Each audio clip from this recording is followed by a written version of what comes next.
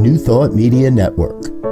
We are a global broadcast network of positive music, media, and entertainment, inspiring humanity's evolution along the journey of enlightenment and creating a world of love, peace, empowerment, and prosperity for all. New Thought Media Network. Positively inspiring.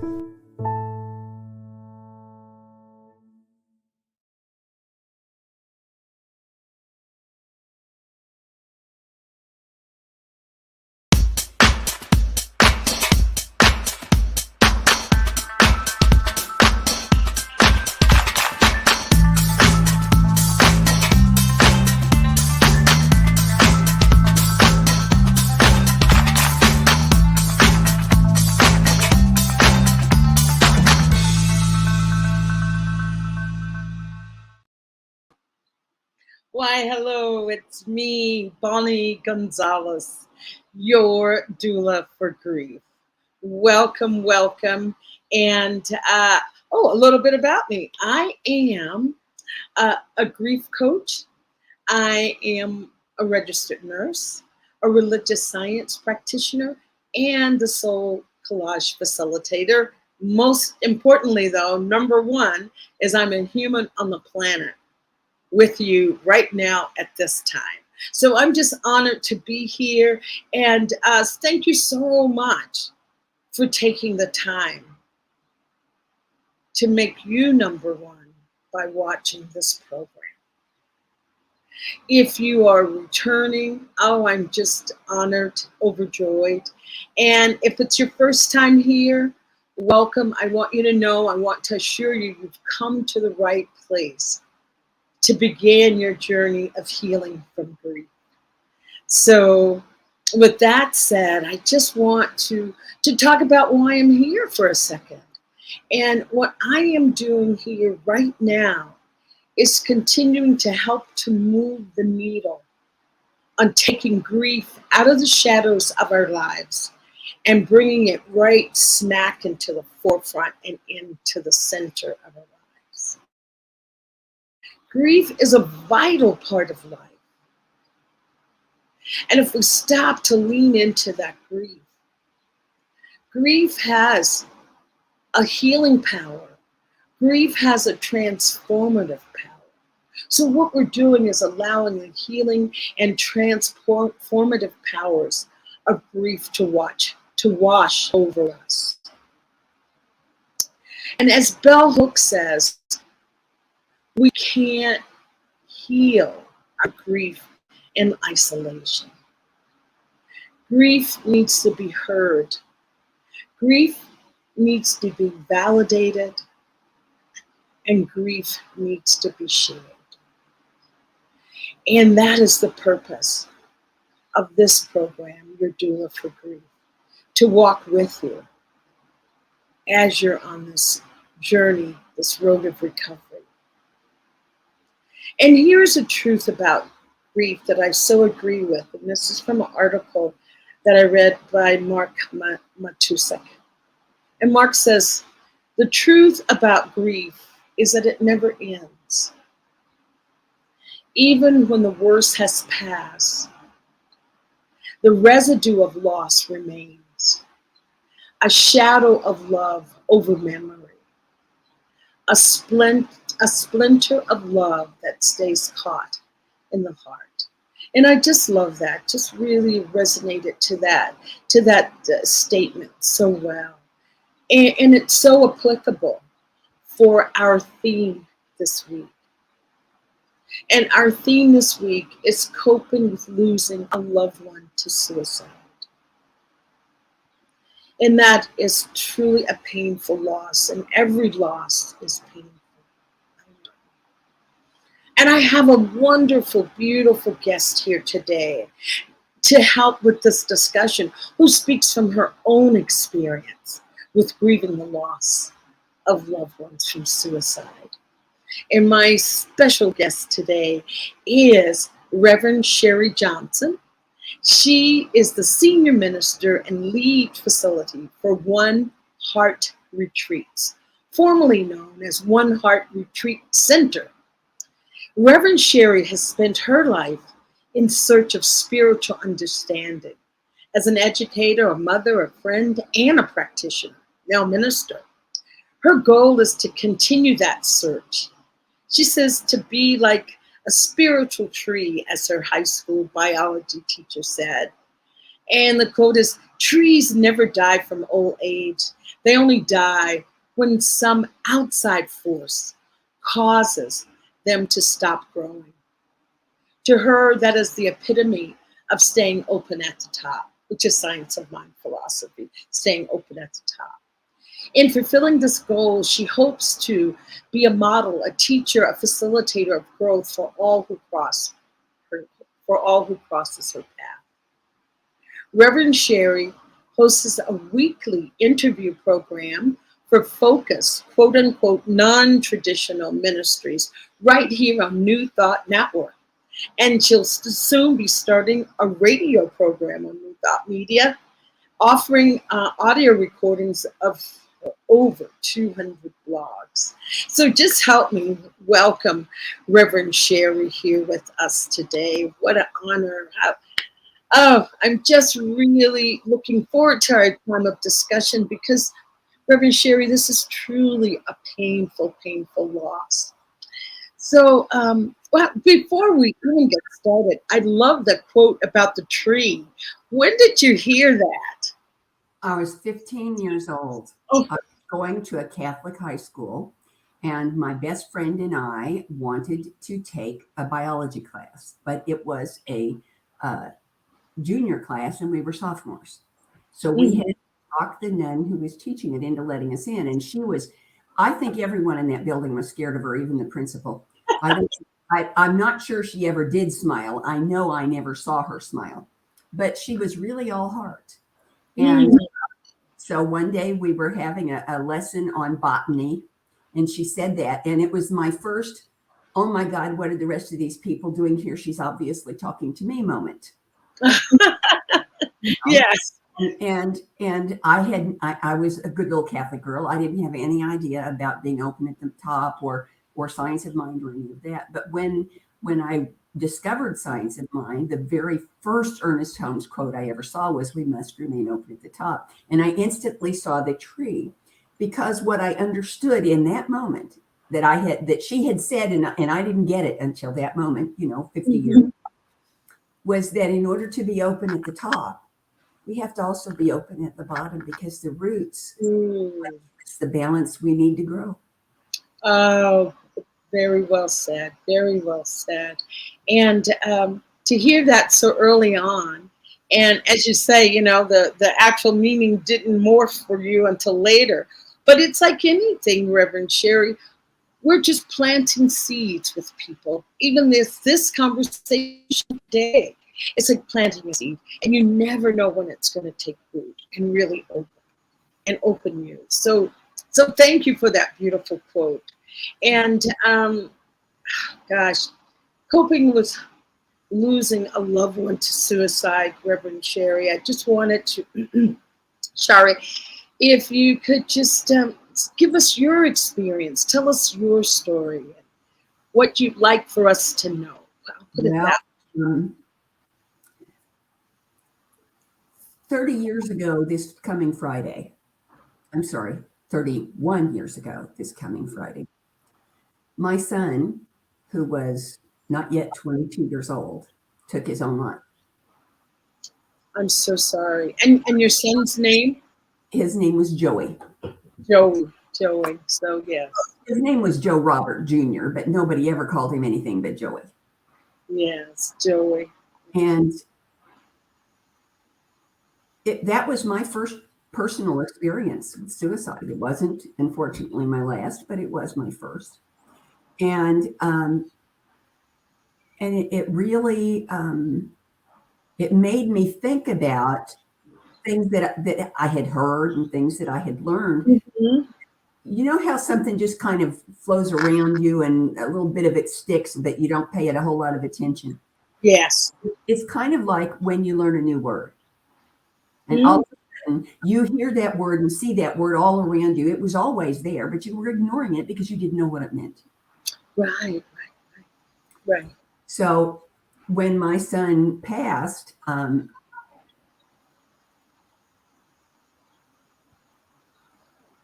there was a tremendous tendency, I don't want to say tendency, I want to say a temptation.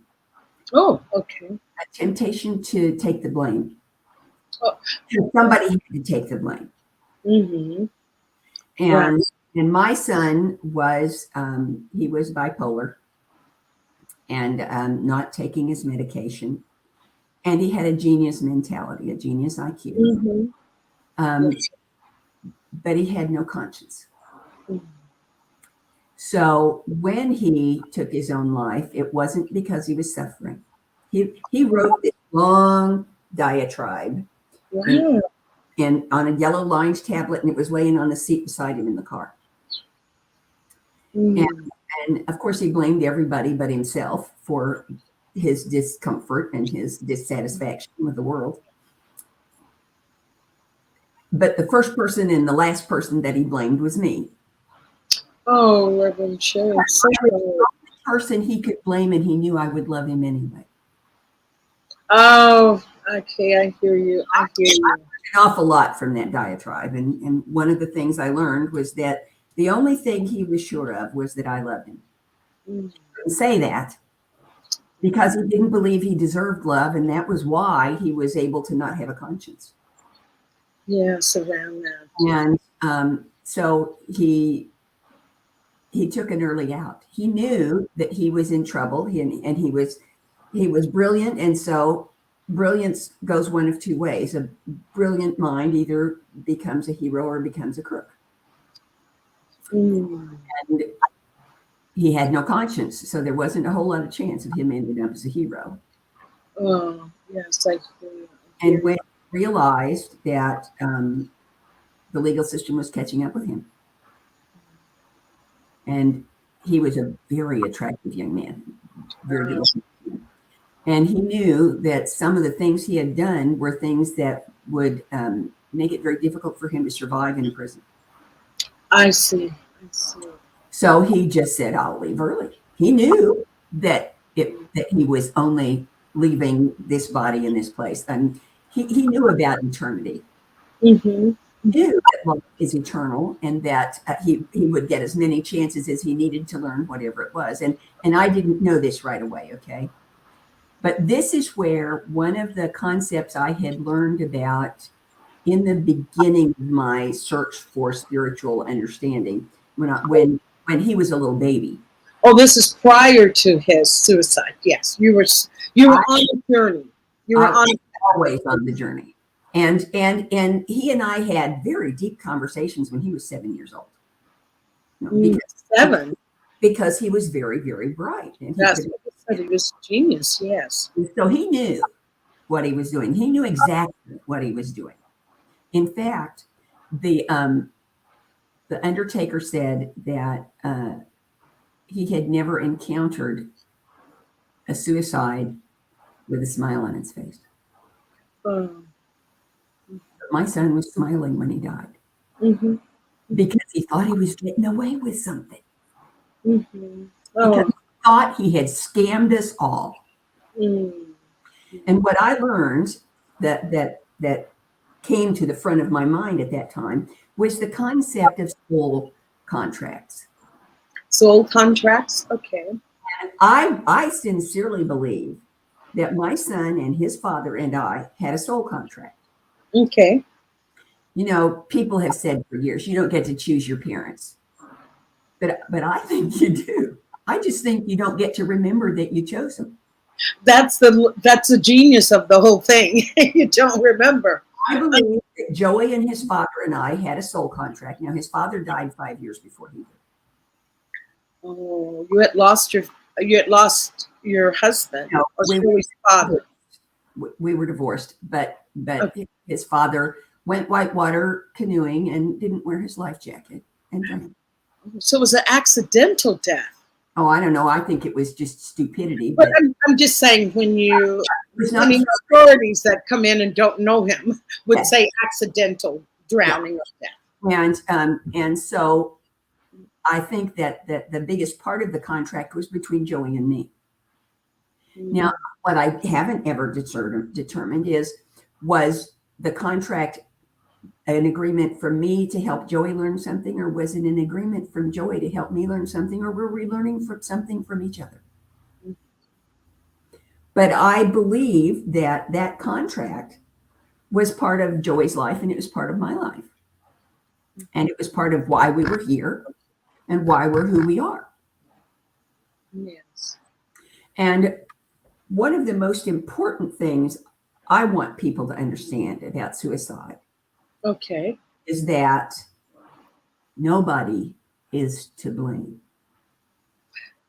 Because life and love are eternal, no matter how angry that person was when they took their own life, no matter what nasty letter they left behind or didn't, or tape or video, nobody is to blame. It was a choice. And here's the important thing to understand. That the natural instinct of a human is to say, what could I have done to stop him? This is my fault because I didn't stop her. How could I have prevented this? And the answer is, not only is it not possible for you to have prevented it, but you didn't have the right to prevent it. We were say that once more. Say that once more. We are born with free will, and nobody can choose the path you walk except you. Nobody can choose where you go or when you stop except you. So not only could I not have stopped him, I didn't have the right to even try. It was his life and his choice to choose when the part of it that was happening here on earth in my experience was going to end. Okay.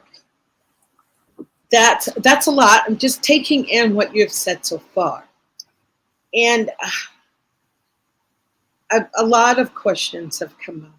And I hear how you have been able to hold this and put it in perspective and come to certain philosophical understandings about Joey, about suicide. But I want to ask you, Reverend Sherri, in the beginning, how did you feel? I mean, how long before this? Man, I couldn't see straight. Yeah, that's what I want to go back to, because some people that are listening, this is the beginning. I mean, they're just starting. They're like, oh, I'm not there. What do you mean? And I want you to answer that, but also backing up that Joey took his life how many years ago? 31. 31 years ago. What was the social understanding of suicide? I mean, now we're at this, we have suicide hotlines, we have suicide prevention, we have awareness, working as a nurse in the hospital, asking questions. Have you had suicidal thoughts? Back then, what was? Every time the doctor asked me that because of my age. What's that? I said, every time I go to the doctor for a checkup or something, they always ask me if I'm having any suicidal thoughts, because I'm 73 years old and I live alone. But I was going to say that's a question that we as healthcare providers have to ask everyone. Oh, I know. Age. 31 years ago, nobody asked it. Yeah. And 31 years ago, nobody talked about suicide. Exactly. 31 years ago, but you need to understand that my son was not a typical suicide. Many people in his generation who chose to end their own lives did it to punish someone or to avoid the guilt of what they were doing in their life. Joey didn't do that. Joey did it because he was finished and he knew he thought he could escape from the punishment that he had earned. Right. And Reverend Sherri, so many religions. Oh, I know. Suicide is in the Christian tradition the only unforgivable sin. And that's exactly. And you'll just burn in hell if that's what you believe. I mean, we've just come so far in our thinking. And one of the things that I have learned is that sin means self-inflicted nonsense. Can you say it again? I'm just having a little problem with my audio. Self-inflicted nonsense. Oh, self-inflicted nonsense. That's sin. That's all sin is. Self-inflicted nonsense. I see the acronym. Okay. All right. I can get with that. Self-inflicted nonsense. If there's such thing as a sin. And another thing, and this happened when I was in ministerial school. So it had been 20 years since his passing. We were taking a course on death and dying. I'm sorry, practitioner training, not ministerial school, practitioner training.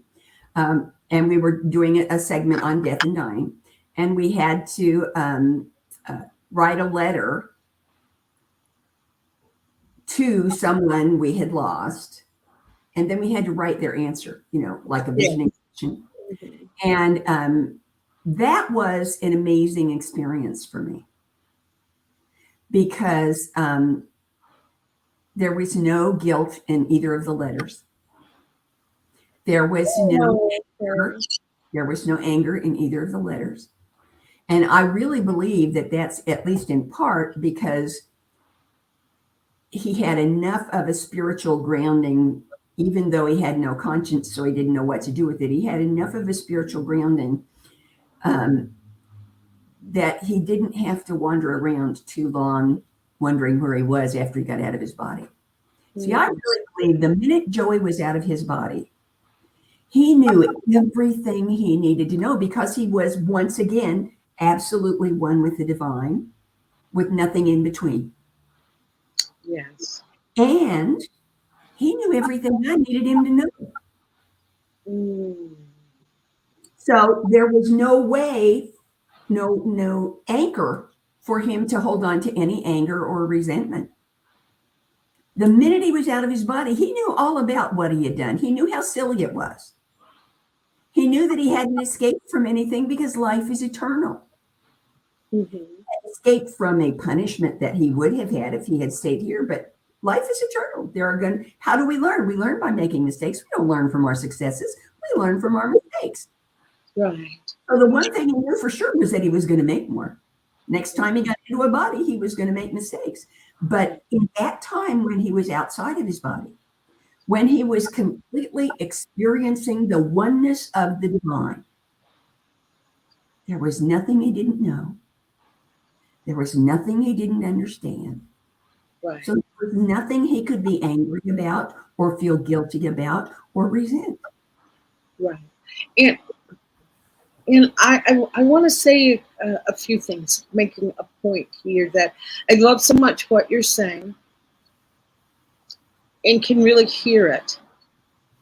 My concern is, what would you say to those that don't have a philosophical belief, a spiritual belief?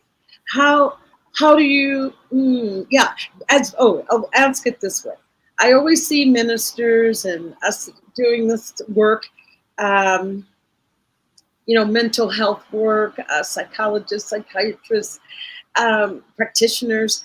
I see us as, how you have first responders when there's an accident, those first responders are there taking those bodies right away to the hospital and getting treatment. And so I say for us that we're the other end. We're the emotional first responders. We are the spiritual first responders. Who do people turn to, but reach out to?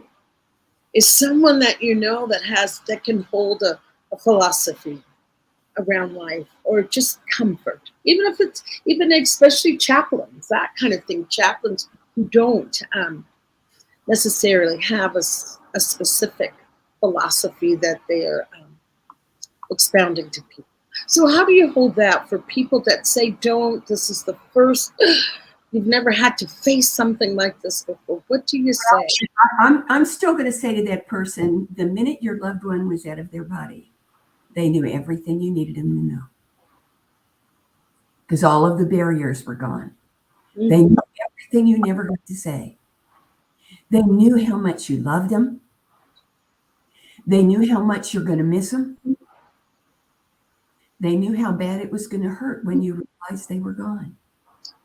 Oh, that's difficult.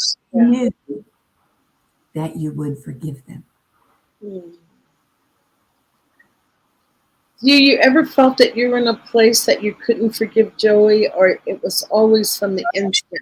No, it was even at the time I was mad at him.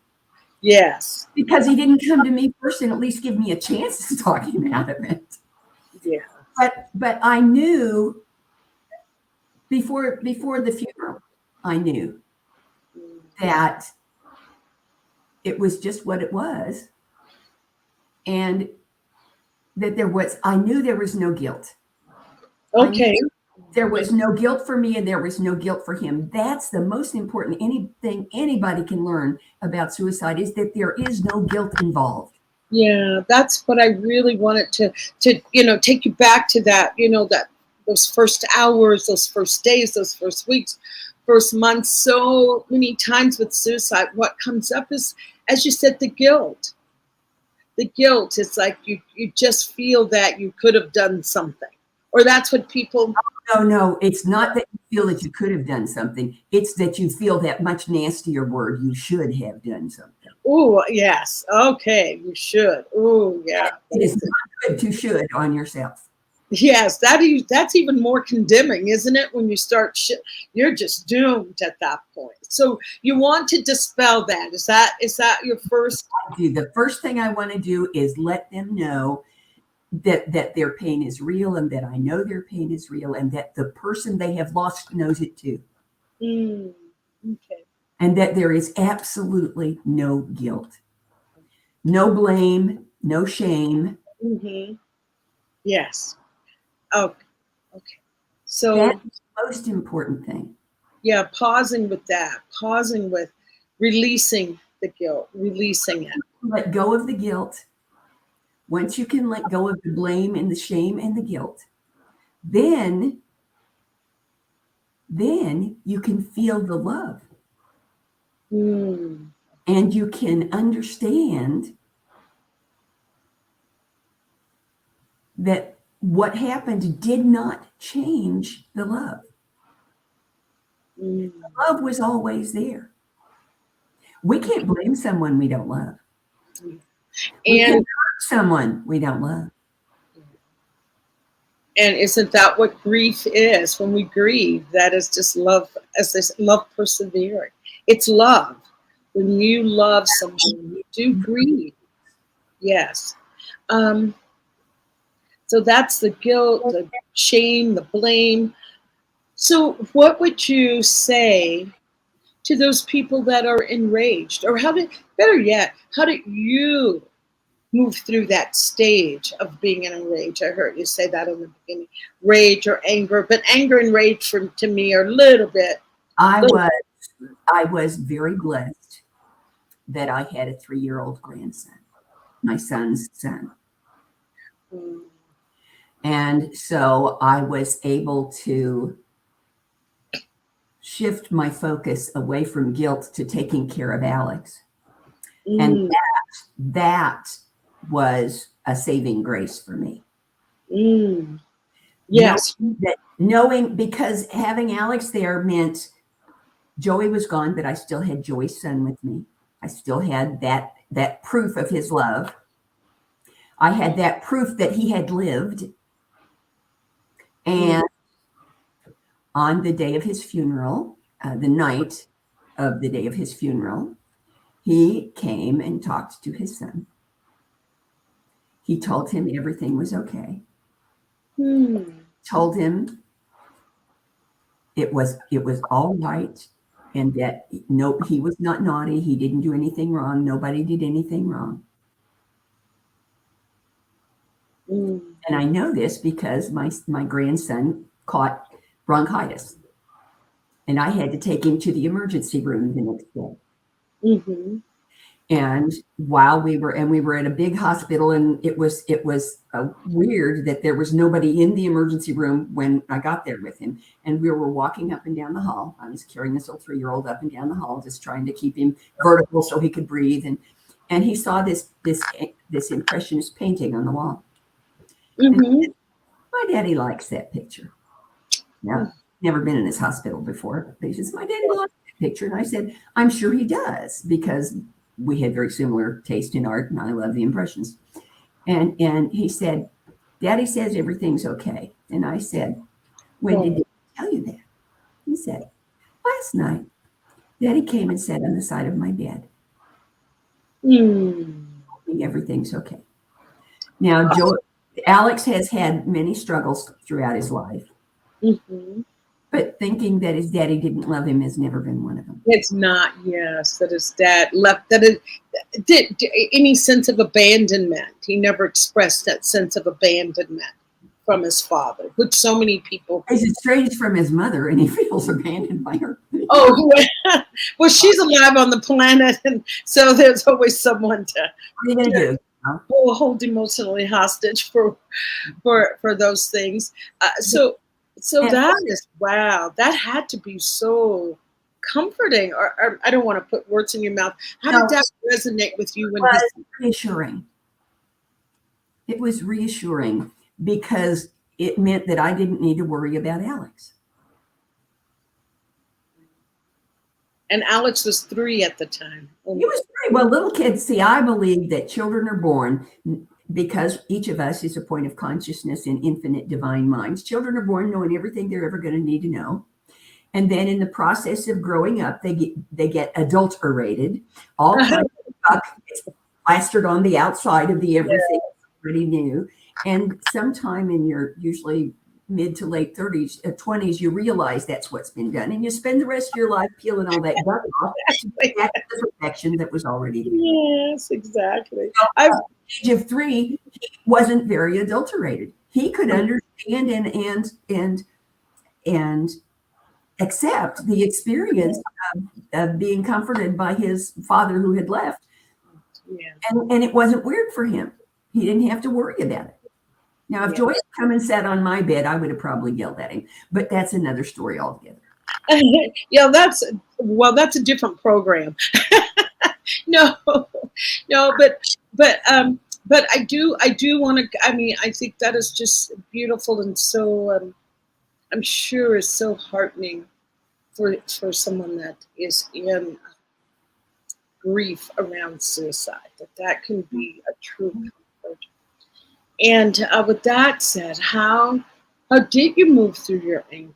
How did you move through your rage? Actually, I buried myself in my work. I was teaching computer science in college. Oh, right. Yes, I get that. And I was a freshman advisor. So I had 15 freshmen who I adopted every year. I got 15 newbies and I became their mom, their college mom, And so that was a tremendous blessing to me to be able to do that, because things happen, and every time something would happen, I would see Joey. I would see Joey in that experience.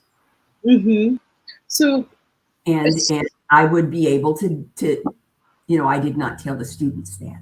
Okay, I didn't tell them that, but it was a grace to me, and luckily I had found New Thought, not Science of Mind, but New Thought before he left. So I had concepts and principles that I could rely on, truths that I knew were true, capital T true. Mm-hmm.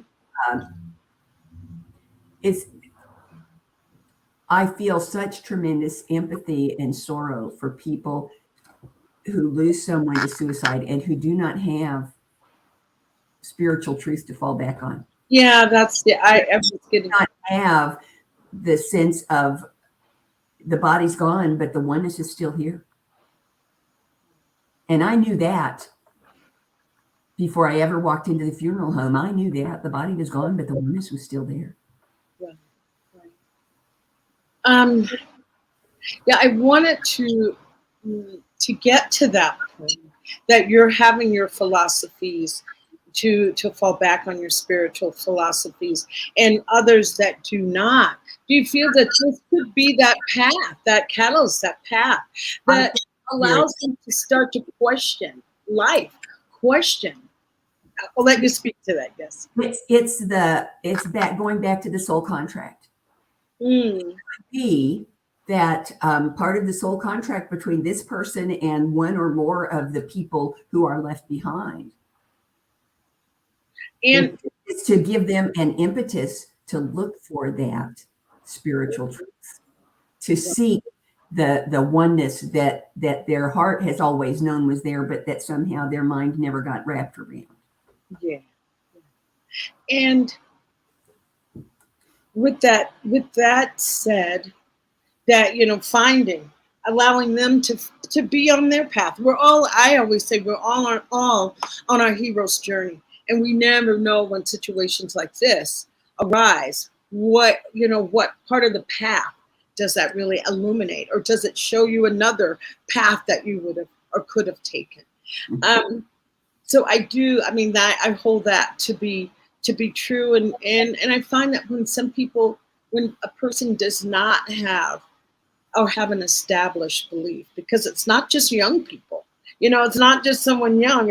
I know people that are my age or more that are like, oh, I don't know, I don't believe in anything, and things like this can really be so instrumental in deeper introspection. Well, it's a matter of recognizing direction when it arrives, recognizing the opportunity in it. There's an old saying in the South: there's a blessing in every lesson. Yeah. Or sometimes you have to squint really hard to see it. Or sometimes you don't see it right away either. Sometimes the lesson has to be so big, it's like the celestial two-by-four. God reaches down and taps you on the shoulder and says, anthropomorphizing, but you get the idea. You get a little nudge and you go, yeah, yeah, yeah. And then you get another little nudge and you go, yeah, yeah, yeah. And then you get another little nudge and you go, yeah, yeah, yeah. And finally, God just, the flood comes. 2x4. Yes. So, okay, I get it. I'm treading water as fast as I can. Send me a rowboat. Exactly. I was going to say, I'm like you. I used to say, oh, I need to have my lessons big and loud and clear. But now I'm learning to listen to the small voice and not needing so many big messages. About that small voice too. Yeah. I spent over 30 years feeling neglected and deprived because I could not hear that small voice. Mm-hmm. And about 25 years ago, I suddenly had an aha moment and realized that I had been listening to that small voice my whole life. I just recognized it because it sounded just like the one you're hearing right now. Mm-hmm. The difference is not in the voice itself, it's in the intent, the content of the voice. The one I thought I'd been listening to, and this is what happened, is I noticed this difference, and then I realized what it was. When it's the ego, which of course is an acronym for easing God out, when it's the ego, it says, do this, because yada, yada, yada, yada, yada, yada, yada, yada, yada. When it's spirit, when it's that still small voice that is the spirit in you, it says, do this. And then having said everything that needs to be said, it shuts the hell up. Yes, I agree with that. I agree with that. I always say, that's what I tell people. Just listen. Don't listen to the sound of the words. Listen to what the actual words are. And if there's a because, walk away. Yes. Or Or for me, I call it Bonnieism. My Bonnieism says do this, this, and this. Bonnieism, Bonnieism.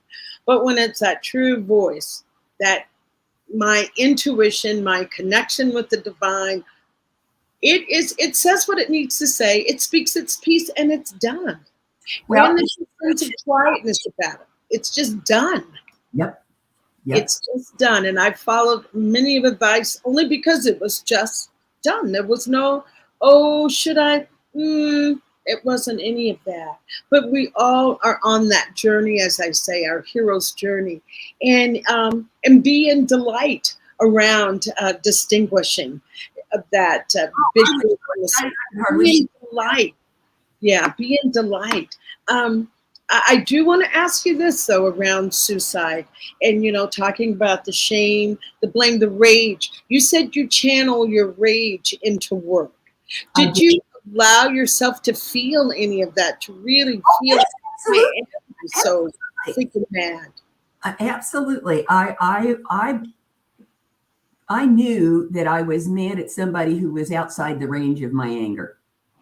And Reverend Sherri, that the anger was natural. Right. I knew that it was normal. One of the few places in my life I've ever actually been called normal.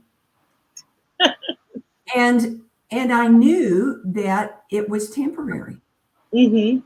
That was the thing. That was what really, I think, got me through it. I was able to channel all of this, the stress and the anger and the hurt and the resentment of Joey taking his own life into caring for my freshmen, at least in part because I knew it was temporary. I only had those freshmen for a year. Then they were going to be sophomores and someone else would have them. Somebody else. But also my other part of that question is channeling that or feeling that rage. Did you have someone to talk to? What did you have people you could talk to? Did you get to spiritual counseling? Because suicide at that time, I know, had that big stigma that people were not talking about. At that time, I was really lucky. Okay. At the college where I was teaching, the chair of my department understood. He had not had an experience of suicide in his family, but he understood what I was going through because I was single. There was, so what he did was he called me into his office to let me know that, if I needed time, if I needed help, he was let him know. And then he asked me, what was Joey's favorite thing? Mm-hmm. And I said, airplanes. He loved airplanes. I think if he hadn't been born with malformed eustachian tubes and unable to get into the Air Force, he'd probably still be alive and he'd be an officer.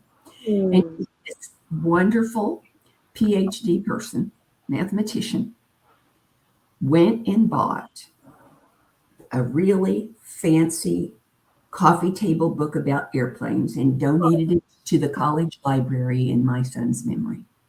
Oh, that is beautiful. The other thing that happened, and this is a little weird because it was my sister who was my second experience who did it. When on the first anniversary of my son's death, she had a star named for him. When you do that, you get a big, beautiful, illuminated manuscript thing. And she had it netted and framed and gave it to me. Wow. It's on the wall in my prayer room now. And those two affirmations of the eternality of life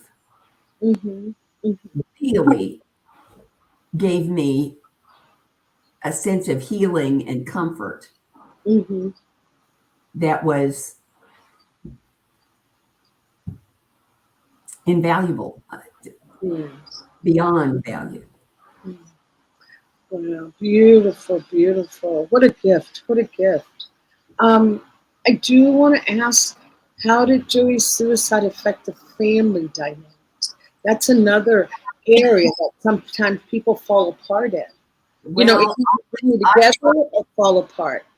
I was, one of the things that came out of Joy's suicide was that people kept saying to me, you ought to be a minister, you ought to be a minister, you ought to be a minister. And I kept saying to them, oh, don't be silly about it. God want me to be a minister. And, and that was that caused my current marriage to dissolve. So that I was, when I left teaching college to go to ministerial school, I was single. And his father and his second wife had 2 other children, and did not come to his funeral, did not express anything. His grandfather, his father's father, who had been a very negative influence in his life, said, well, it's probably for the best. Just my grandson never heard from his great-grandfather ever again. And he never heard from his father's father, his biological grandfather. He never in his life heard from him. I mean, if that was their attitude, who's to say that that wasn't for the best? If that was their attitude, you know, and yes, absolutely. And I think my grandson and I have had a lot of long talks about that too. And he's definitely at peace about not having anything to do with them. Yeah. Wow. Oh, wow, Reverend Sherri, that's a lot. That's a lot to really hold. And I admire you for being able to be able to put it in a perspective that, you know, I've always heard that whatever we go through, it's because one day we will be supporting someone emotionally who will go through the very same. That's the thing that I said, I guess, more than anything else to my classmates in ministerial schools. So life is on the job training. For ministry, life is on the job training, and it's ongoing. There's no such thing as non-continuing education. Exactly. And there's no option. You don't get an option. Would you like to have CEUs today? You can't audit. You know, you can't credit. You just keep putting one foot in front of the other. Yes. And there's another aspect, this I know of your story, that Joey's suicide wasn't the only. It's like you've had, what they call it, 15 months ago. My sister. No. You can say that again? I'm sorry. 15 months ago, my baby sister. And her name? Her name was Paula Jo. Paula Jo. And it was spelled Pawjo. Paula Jo. Oh. There's no two. Yeah. Oh my gosh. So yes. That was the proof that life is on the job training, because I did her memorial service. I officiated her memorial service. You were able to emotionally do that. She called me up and asked me, and I said, yes, of course. I knew she was going to ask me. I'd been up all night writing it. So when she called and asked me, I said, yes, of course. And it was a healing thing for me. Because it was the first experience of suicide for everybody in that room except me. Except you, exactly. And so I was able to translate it into something they could recognize. That's so hot. Yes. So my heart goes out to you with that. And it was much easier. I wasn't mad at her this time. I was a little ticked, but I wasn't mad at her. Yeah, I realized that she didn't see any other options. I was just going to ask, because when we have a new grief experience, it can reactivate all the other griefs, all the other losses that we haven't been healed. I'm sorry, say that again. If they haven't been healed. And healing and curing are not the same thing. I know that. Medically and emotionally and spiritually, healing and curing are two totally different things. But healing has an aspect of growth in it. And it wasn't easy. to do my sister's memorial, but it was a healing thing for me, and I could see the healing happening for other people in the family. Mm-hmm. And that was a gift to me. Yeah. I hear what you're saying, that if it does activate other griefs, then you haven't healed. And I don't want listeners that have this happen, that it does get activated, to feel any kind of sense of failure. That it's grief is a normal, natural part of life, normal and natural. And that little passage that I read in the beginning, that says that it's always there. I don't want people to feel that sense. And making it go away are two different things. Yes, yes, yes. Oh, and I want to say though, the superpower of grief is healing. Absolutely. So you can always, yes, start healing different losses, even if it activates and you think, oh, I thought I was over that. I thought that. It's okay. It's another opportunity. It's like I went to, there's a place in Asheville, North Carolina called the Biltmore Estate. And it's a castle. It was built to be a castle by a Vanderbilt, because he wanted to have something like the royalty in Europe had. But there is a 3-story dining room, and they opened this place up as a tourist attraction. And at Christmas, they put a Christmas tree in it that is 3 stories tall. Oh my goodness! And I went there once at Christmas time, and I saw it, and it had ornaments on it that were almost as big as me. What was around it's in a tower, and there's a staircase on the outside of the tower.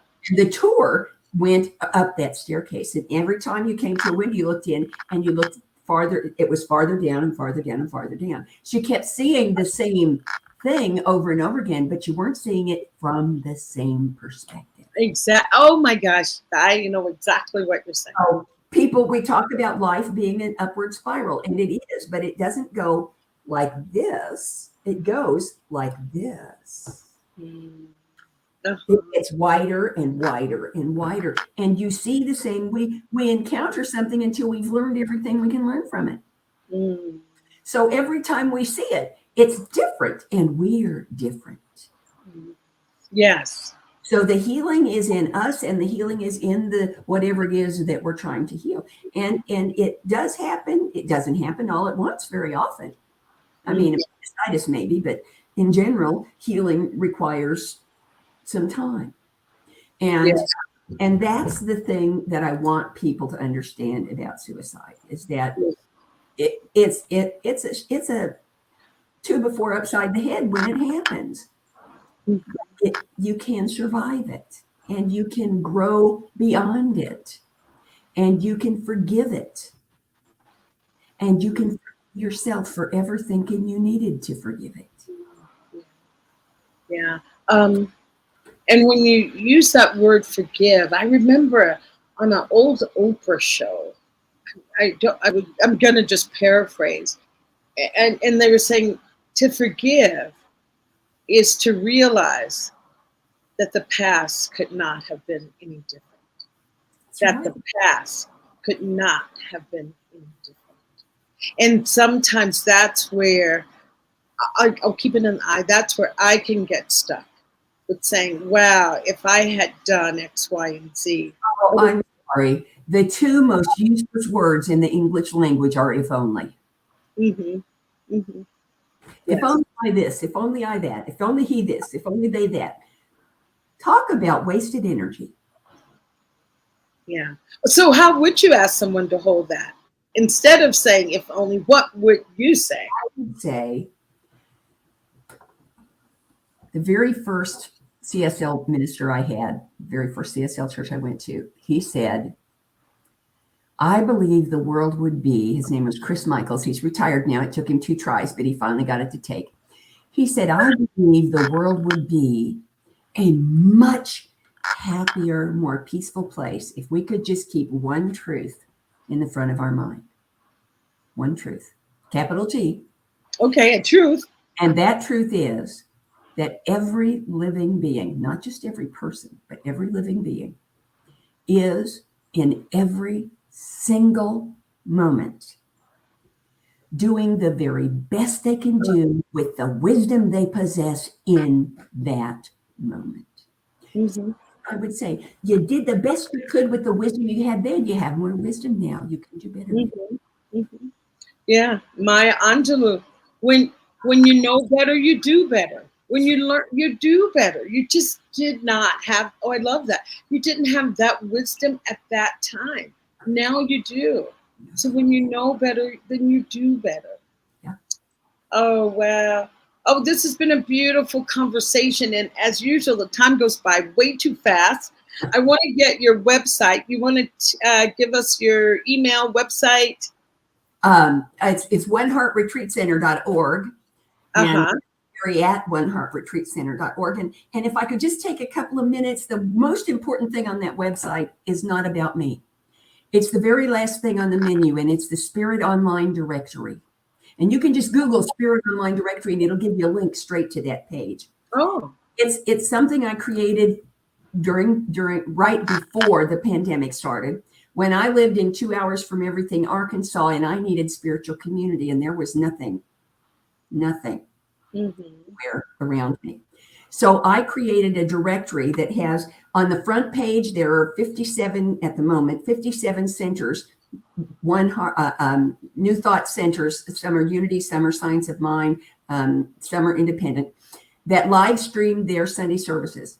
And they're separated by time zone, Pacific, Central, or Mountain, Central, Eastern, and then within time zone by time slot, and within time slot there are. And on each one, there's a direct link to their Sunday service. There's a page for practitioners and practitioner services. There's a page for short-term classes and long-term classes.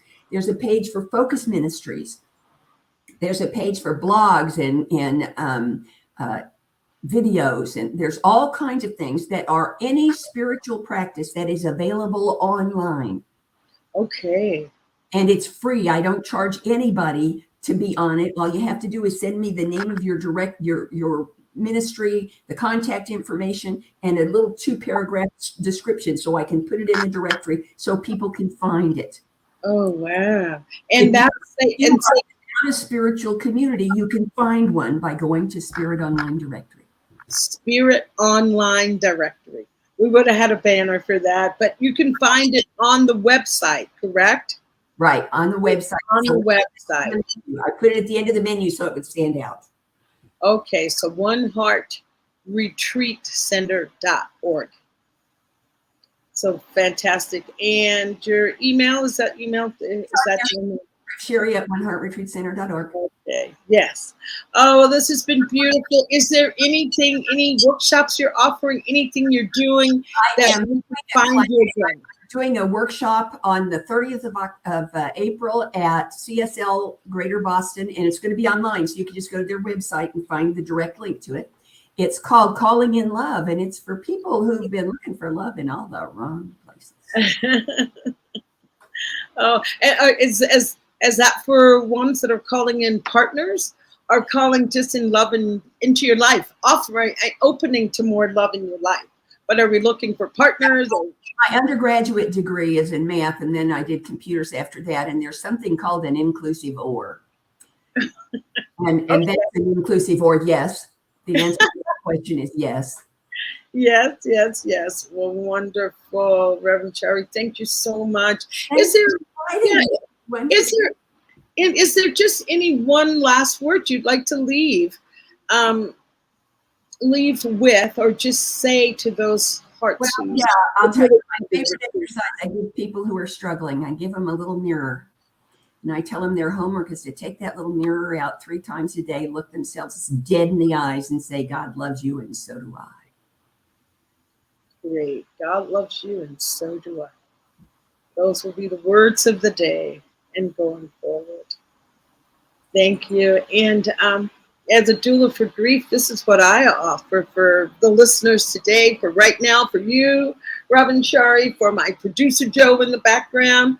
is just to take a deep breath and just take a deep breath and just go within and ask yourself, what do I need today?